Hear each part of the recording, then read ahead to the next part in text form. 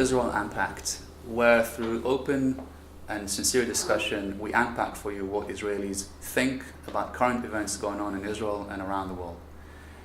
Today we shall be discussing Israel and world public opinion, and to do so our guest on the show is Mr. Yoram Dori.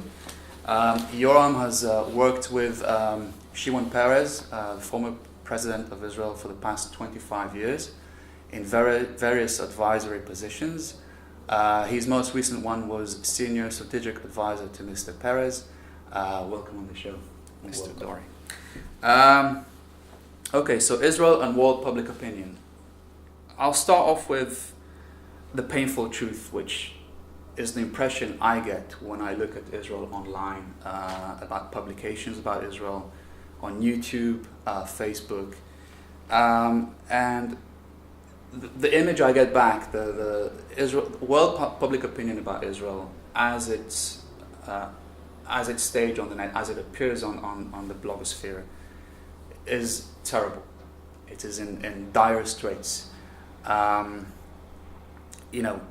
are the days when Israel was the darling of Europe, when young volunteers from Europe would come to the kibbutzim in Israel and volunteer and then afterwards go and support it and speak greatly about it. Gone are the days when Israel was the righteous underdog that defeated all its evil enemies, even though it was unnumbered and against all odds.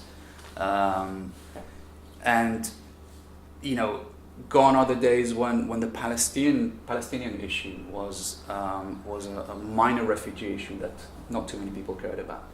The situation today is different, okay? And unlike what it was before, Israel today is constantly under attack for its very legitimacy, okay? Israel is regarded on many platforms as a state whose legitimacy is under question. And that is a serious problem. What I wanted to discuss with you today was how we came to that position. How did we switch from being such a state that was so highly regarded and so favored into what we are today. Recent world polls that have been taken globally, by the way, not just within Arab countries, have shown that 50% of the people asked said that Israel's influence in the world is negative, as opposed to roughly 22% who said it was positive. So it's like more than 2 to 1. This is the kind of, and again, this was a poll that was taken worldwide. This is the kind of image that's coming back.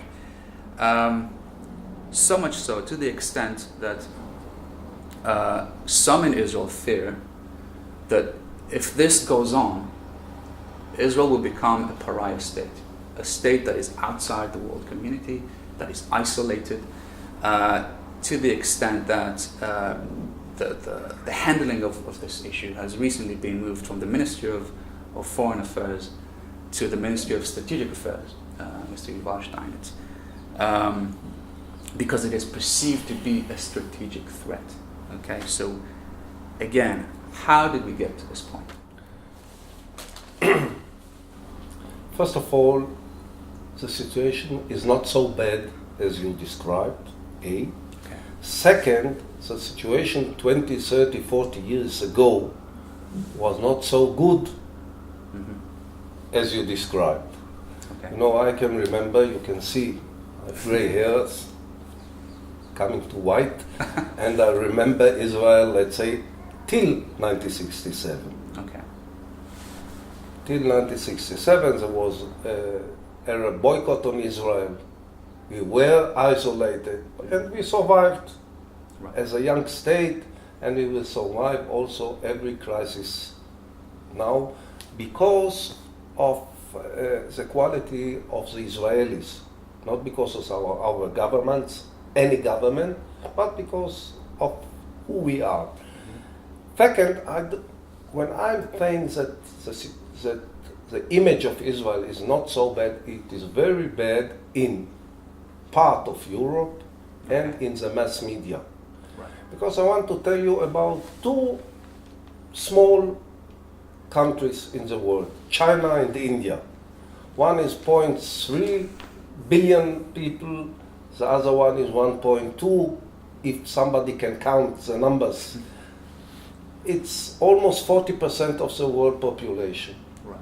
I'm not sure that the image of Israel between those who knows where is Israel, what is Israel, etc., is so bad as you described. They are far away from the Israeli-Palestinian problem. They know, and they are very familiar with the Israeli agriculture. They are familiar with the Israeli medicine and with the Israeli startups that they are trying to buy or to steal every day and even every hour. So it's not so bad. Then you have Canada, you have United States of America, you have Australia. Not all the world is good. Great Britain and Spain and other European countries. That's A. The second one is that really we don't know how to manage the new situation in the world. First of all, we are still convinced, the Israelis, that we are the center of the world. And we are not. We are 8 million people, no more. We are occupiers. That's a problem that we have to face, and we have to find the ways and the means how to deal with. But we are number one in startups in the world. We are number 1 or 2 or 3 in innovations in the world. We are doing a lot of things for the benefit of the world population. So I'm telling to us, that's what is important, not to the world. Right. Let's start to talk a little bit, at least, about what we achieved and what we have done for the world. Okay. And our problems vis-a-vis the Palestinians, which are really endangering the future of the state of Israel. That's something we can talk a little, to do more and to talk less. Right. Because we are talking a lot.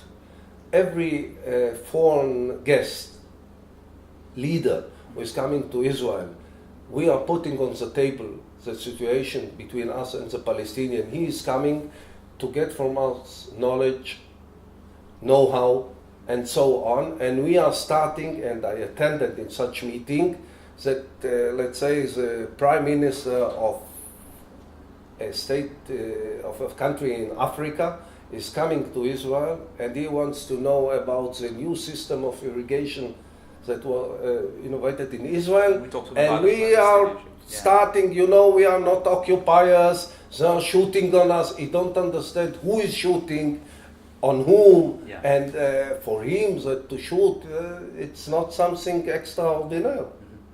Mm-hmm.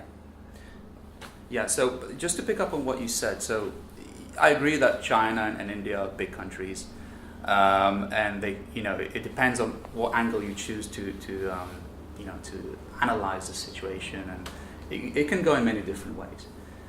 But unfortunately, China and India, big as they are, they're not the trendsetters of images on the net. Unfortunately, those are mainly done.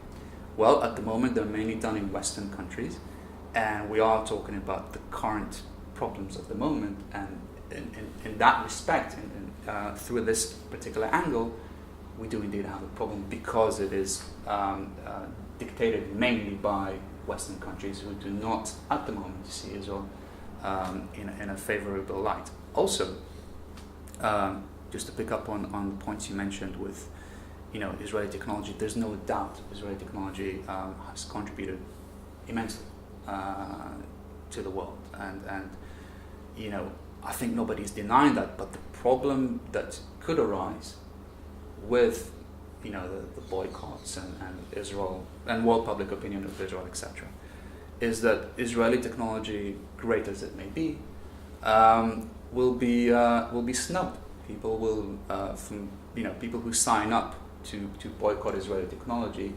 I don't know, correct me if I'm wrong, but will not buy Israeli technology, because they've just signed up to on a petition which says that they do not buy Israeli technology. So Israel can come up with the best technologies in the world, but these guys will say, "Oh, that's great, but thank you very much.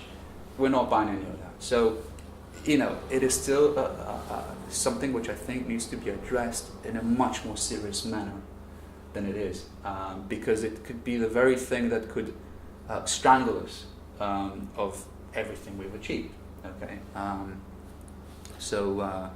What's your take on I don't believe in boycotts. Okay. In the new global world and global economy, which is based on science and technology, I don't see boycotts. It was with South Africa, by the way. South Africa was 40 years ago. Yeah. It was not today. Mm-hmm. That's A, and in South Africa it was another reality. It was really a domination of 10% of white people or 90% of the black people. Although, That's not not the case in here. And I'm a left-winger in Israel. I'm against the occupation.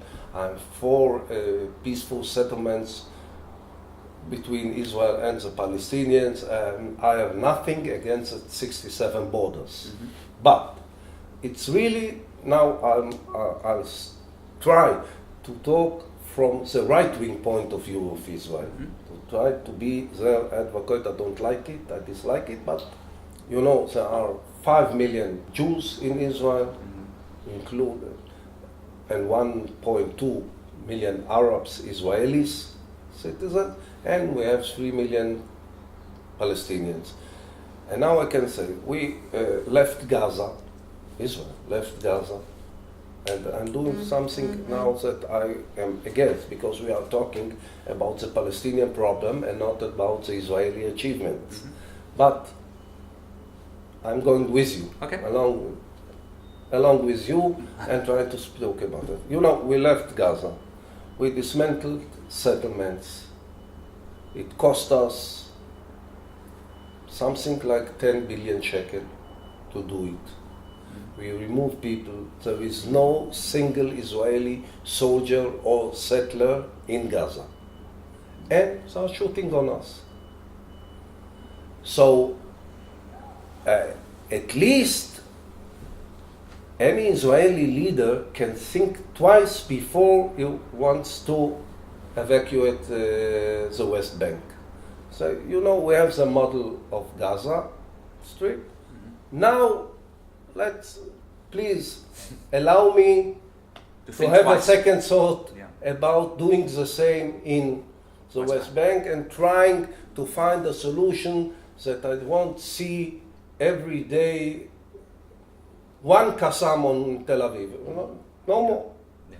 Because I know the figure of speech, Qassam Shmasam, it's only for once a day, once a week, once a month. Let's assume that you have a mortar shell on London only once a month. Right.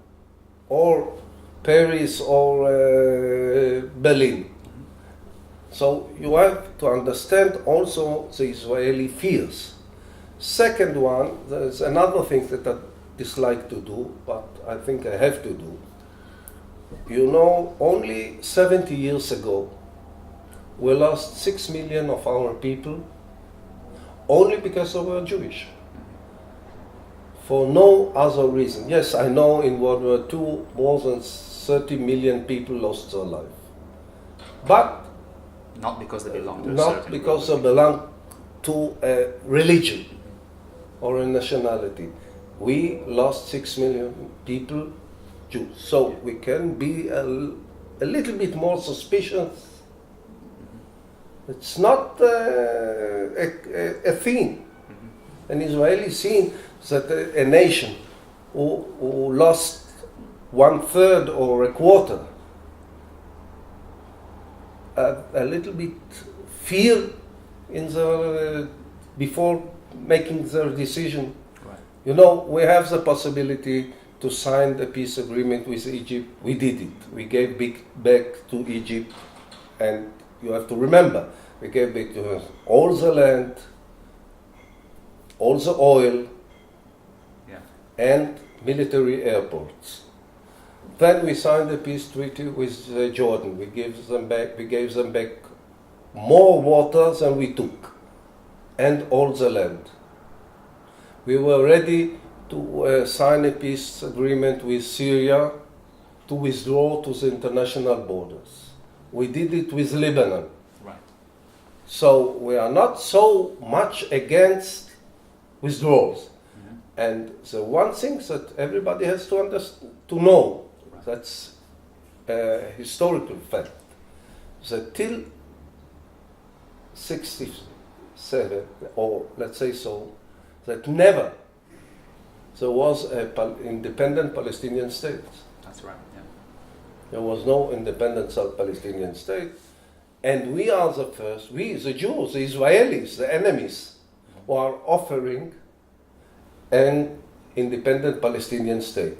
So you can say the borders are not okay, we want to take a part of the borders. I know the Palestinian position who says that we were ready to compromise, mm-hmm, because they see the UN resolution of 1947, which gave something like 60% to the Jewish state and 40% for the Israel, for the Arab state, and now they are saying, the Palestinians, we are ready to be only on 22%. Why are you trying to take from us 1% of this from so-called security reasons? Okay, I understand it. Mm-hmm. I think we will negotiate and again negotiate and again negotiate, and we find a solution.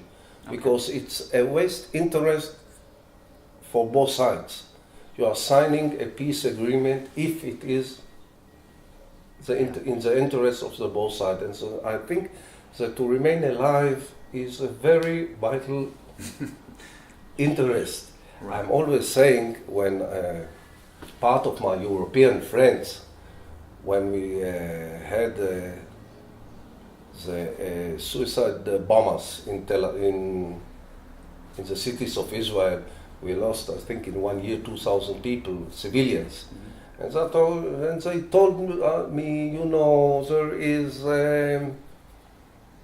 you are using too much power, you are arresting too many people, you are violating human rights. Mm-hmm. And I always said that, in my point of view, from my point of view, the basic human right is the right to remain alive. And so, let's agree about remaining alive, and then the sky is the limit. Okay, so just to pick up on some of the things you said, yes, prior to 1967 there was no Palestinian state, but there were indigenous Arab people. But I don't want to get into that. I'd much rather go back to the issue of that we started touching, and that is the issue of boycotts. You said you don't believe in boycotts, and in a previous discussion previous to filming, we had a chat, and you explained why you think boycotts are not going to work. Do you mind going over that again? You know, you are ready to boycott and not to buy things you don't need, okay, or you don't know about it. Mm-hmm. But if you know your grandfather is laying in a hospital, and you know that what can save his life is a new Israeli technology, I am sure if you have to make the choice between the death of your grandfather and buying Israeli technology, you will buy the Israeli technology. And that it's not only in medicine, it's in agriculture, it's in traffic, right, and etc. and etc. Second, in the global world, in the global economy, you don't know really what is Israeli technology, what is American technology, what is German technology. You have a lot of joint ventures. If you have a lot of joint venture, you really don't know who is who and who is what. Yeah. Unfortunately, though, the problem is that these organizations calling for boycotts have been detailed enough to name whatever company has Israeli technology involved, even if it's in cooperation with another company. By doing so, they want the other company or the other nation involved to pull out. In other words, it's like a two-direction applied pressure. But they do go as far as there's apps now you can download on your phone that tell you for whatever product whether Israeli technology is involved, and if it is, then well, presumably people refrain from buying. So unfortunately, and I agree with you about the example with the grandfather lying in hospital, and you know, if this is the only technology that can save his life. No, it's not only but, that. yeah. It's something which remained, especially in Europe. Mm-hmm. So it's the best way to hit the Jews is by hitting their pockets. Anti-Semitic tones I can hear. Yes, I don't want to use it, Yeah. this figure of speech, but Mm-hmm. that's okay. We are not the Jews of 100 years ago. Yeah.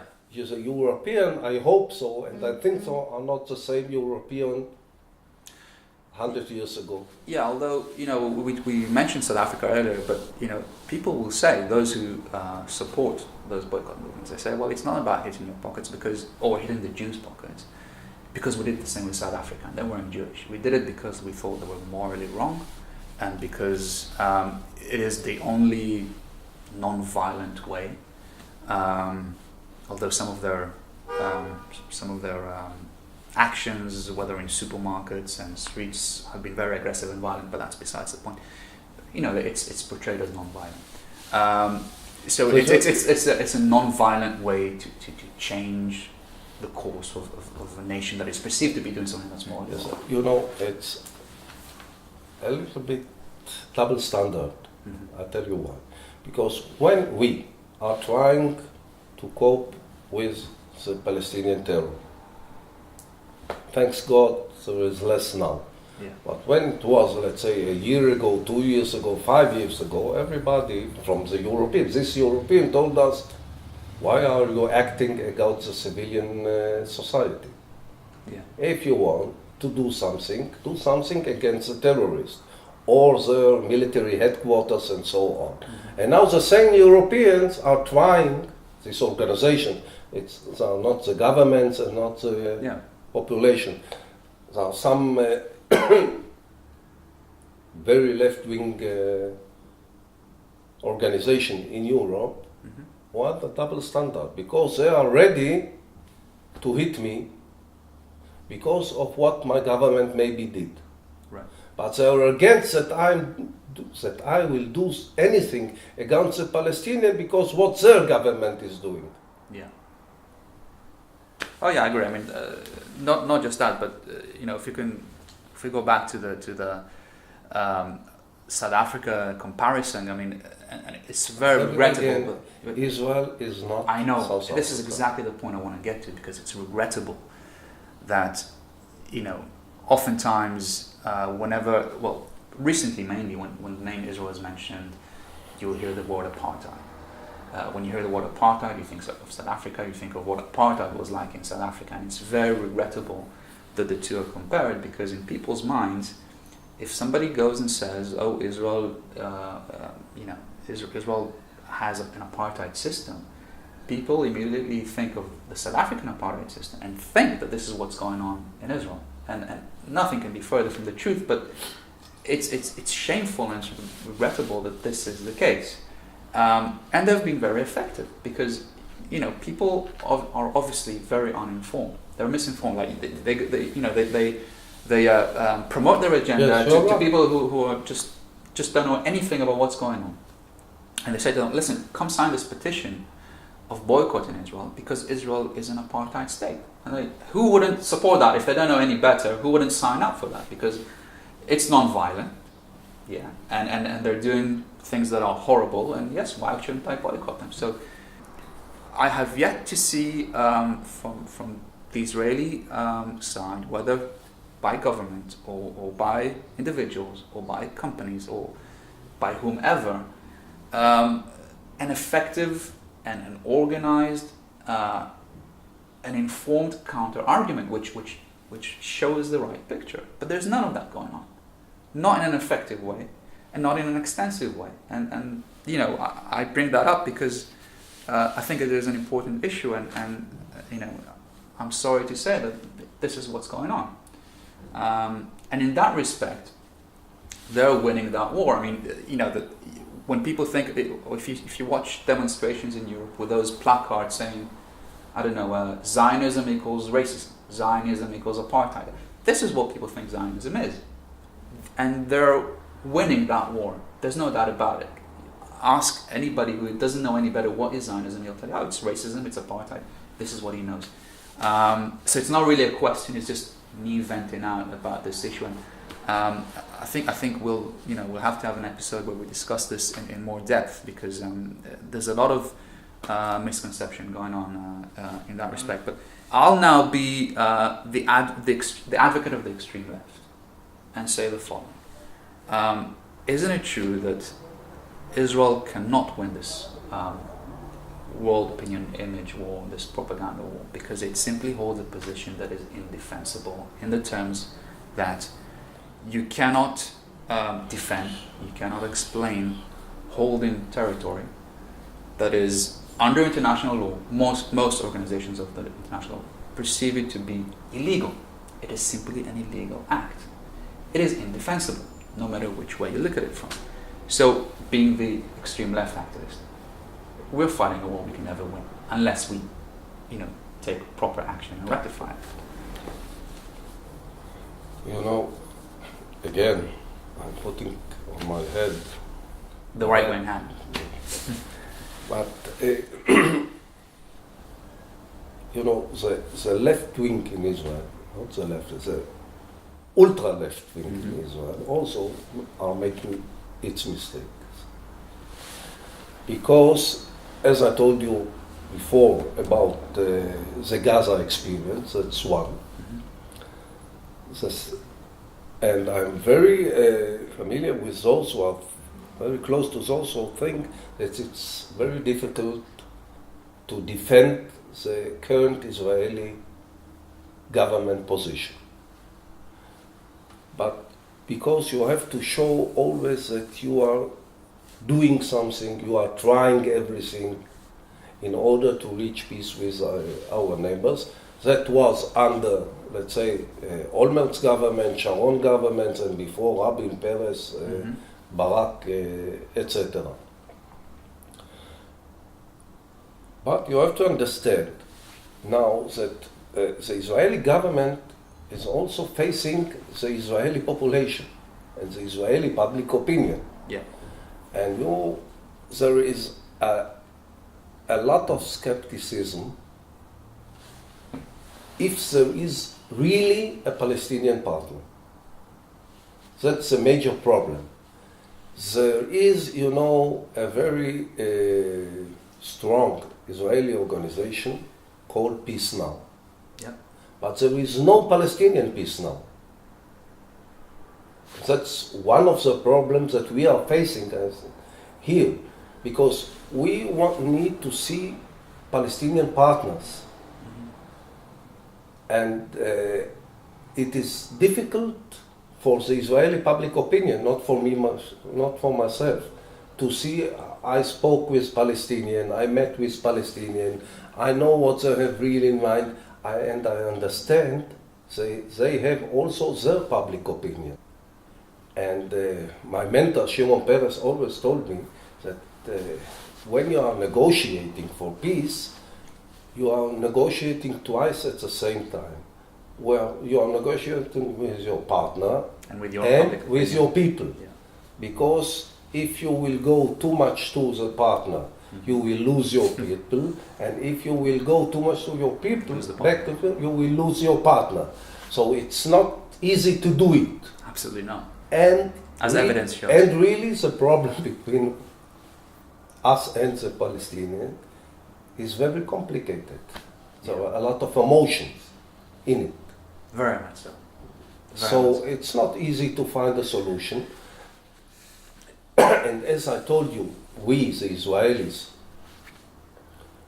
which have sitting in the back of our minds the Holocaust, sure, whether we admit with it or not. But that's something that we get from our parents. Yeah. We are more suspicious, less ready to compromise on security.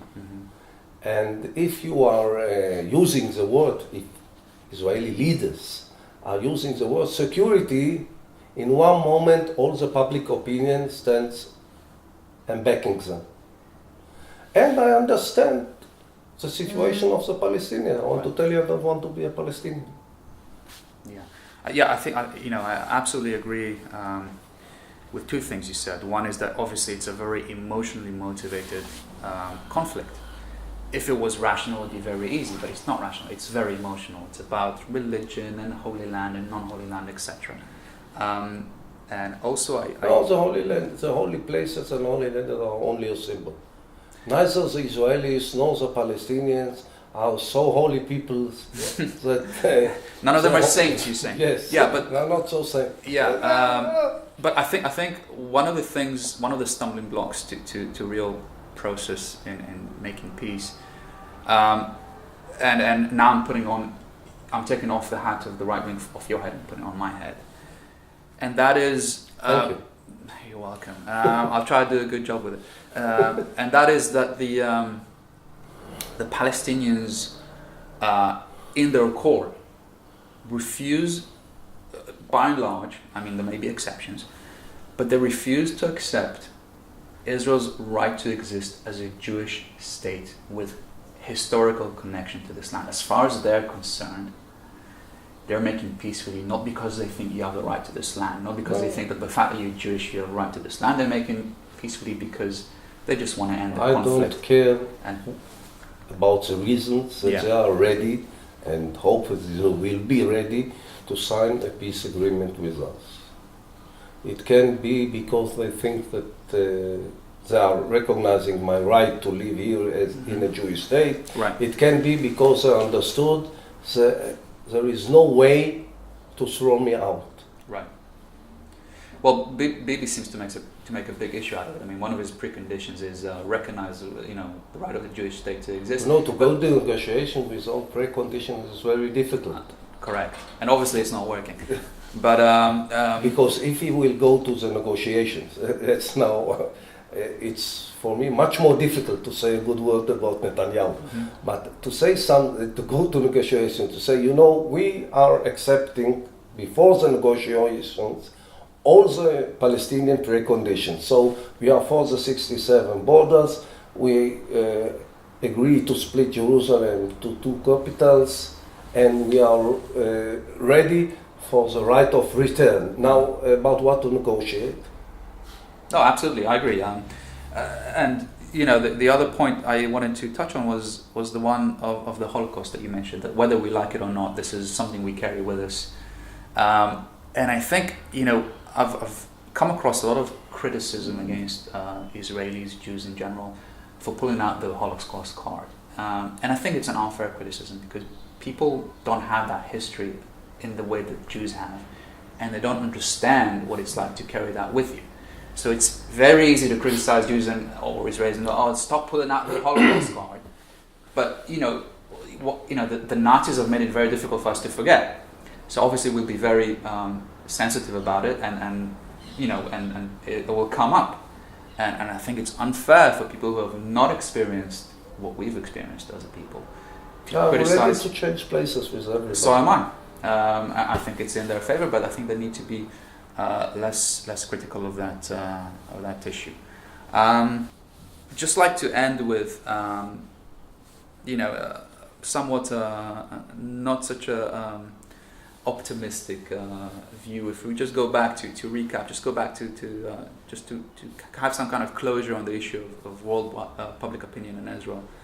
I think the bottom line is that when it comes, unlike on the battlefield, when it comes to the media, the social media for sure, it's a numbers game where even though we're outnumbered, unlike in the battlefield where we managed to handle that, here there's just no way we can win. There's always going to be more negative things about Israel from people who don't like Israel. There will be positive things because there's simply more people in the world who hold non-favorable views about Israel than there are that hold favorable ones. And I think that is, to aspire to change that would be somewhat over-optimistic and not really possible. But but I do think that our main objective should be an effective way to counter-argue the calls for boycotts, as you say, to focus on the contributions that Israeli technology has brought to the world, and to counter-argue the calls for isolation of Israel, because I think boycotting, isolation, etc., are immense dangers to Israel's prosperity and longevity. So I think we'll wrap it with that, unless you have something else. Yes, I want to tell you about optimism and pessimism. Sure. I had in my debates with Shimon Peres, the president of the State of Israel, he always said that he said about himself, I'm the optimist, you, Yoram, are the pessimist. Yeah, he's not. I told him, first of all, I told him, you know, that's what I'm paid for. That's one. But the second one, then he told me a figure of speech which I liked very much. He told me, you have to remember, always to remember, that pessimists and optimists are passing from the world in the same way. They are only living different. Okay, so I guess that's a good way to wrap it up. Okay, thanks very much. Thank you very much. Enjoyed it. Thank you.